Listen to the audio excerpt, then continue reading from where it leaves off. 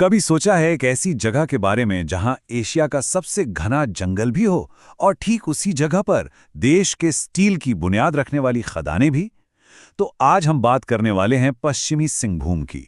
एक ऐसा जिला जिसे झारखंड का लौह हृदय तो कहते हैं, लेकिन जिसका दिल असल में जंगल और जमीन के बीच धड़कता है।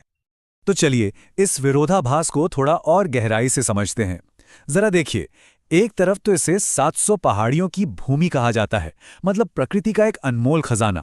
और वहीं दूसरी तरफ ठीक इसी जमीन के नीचे छिपा है एशिया का सबसे बड़ा आयरन ओर रिजर्व, जो हमारे देश के स्टील उद्योग की रीढ़ है।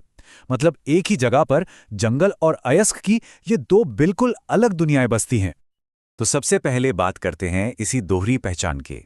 सवाल यह है कि ये दोनों चीजें, एक तरफ इतना घना जंगल और दूसरी तरफ इतना गहरा अयस्क, आखिर एक ही जमीन पर एक साथ कैसे मौजूद हैं?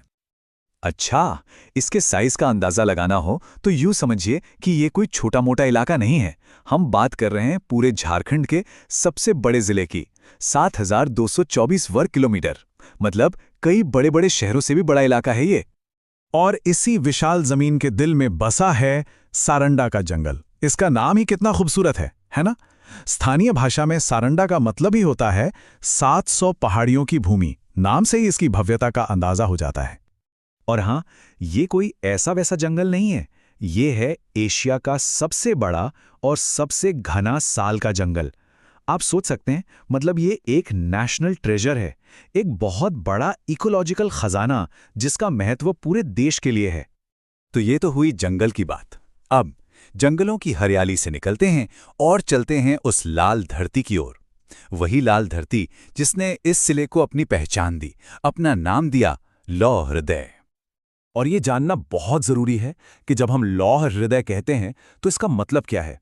इसका मतलब है कि भारत का जो पूरा का पूरा स्टील उद्योग है ना, उसकी नींव इसी एक जिले पर टिकी है। देश का सबसे बड़ा आयरन ओर रिजर्व यही है। अच्छा, अब इसकी इंडस्ट्रियल पावर को समझने के लिए कुछ जगहों के नाम देखिए। जैसे चिड़िया, यहाँ क्या है? एशिया का सबसे बड़ा आयरन ओर रिजर्व। फिर है नोवा मुंडी, जहाँ टाटा स्टील की एशिया की सबसे बड़ी मैकेनाइज्ड माइन है। और बात सिर्फ लोहे तक ही नहीं रुकती, जो हाथू क्रोमाइट उत्पादन के लिए मशहूर है। सच में ये खदानें देश की तरक्की को रफ्तार देती हैं। जैसा मैंने कहा, कहानी सिर्फ लोहे की नहीं है। ये जमीन तो मानो एक खजानों का पिटारा है। कहीं क्रोमाइट मिल रहा है तो कहीं लाइमस्टोन, जो 1947 से सीमेंट इंडस्ट्री की जान है। ये जो डाइवर्सिटी है ना खनिजों की, यही इसकी असली दौलत है। तो हमने जमीन की बात कर ली, उसके अंदर छिपे खनिजों की बात कर ली, लेकिन ये कहानी उन लोगों के बिना बिल्कुल अधूरी है जो सदियों से इसे अपना घर कहते आए हैं। चलिए अब बात करते हैं इस इलाके की आत्मा की, हो जनजाति की। अब यहाँ इतिहास में एक बहुत ही दिलचस्प मोड़ आता है। एक कानून था ब्रिटिश दौर का, विल्किंसन रूल।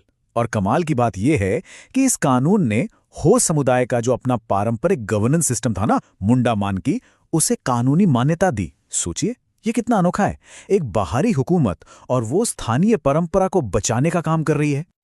अगर हम इस इलाके के सफर को देखें तो कई अहम पड़ाव नजर आते हैं। देखिए, 1837 में विल्किंसन रूल आया, जिसने परंपरा को बचाया।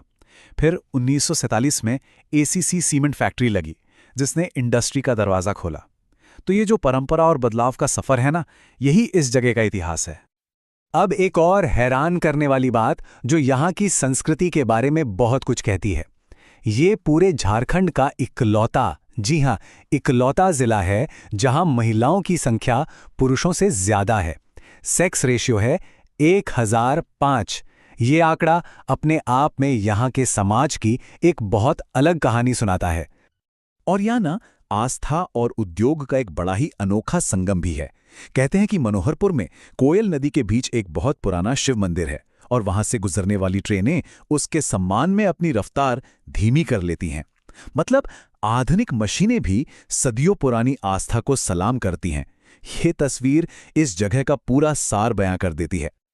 तो हमने जंगल को देखा, खदानों को समझा और यहाँ के लोगों की कहानी भी सुनी। अब इन सबको एक साथ रखकर देखें तो एक बड़ा सवाल सामने आता है कि इस लौह हृदय का भविष्य क्या है, आगे का रास्ता कैसा होगा। और यहीं पर वो सबसे बड़ा विरोधाभास, वो सबसे बड़ी पहेली सामने आती है।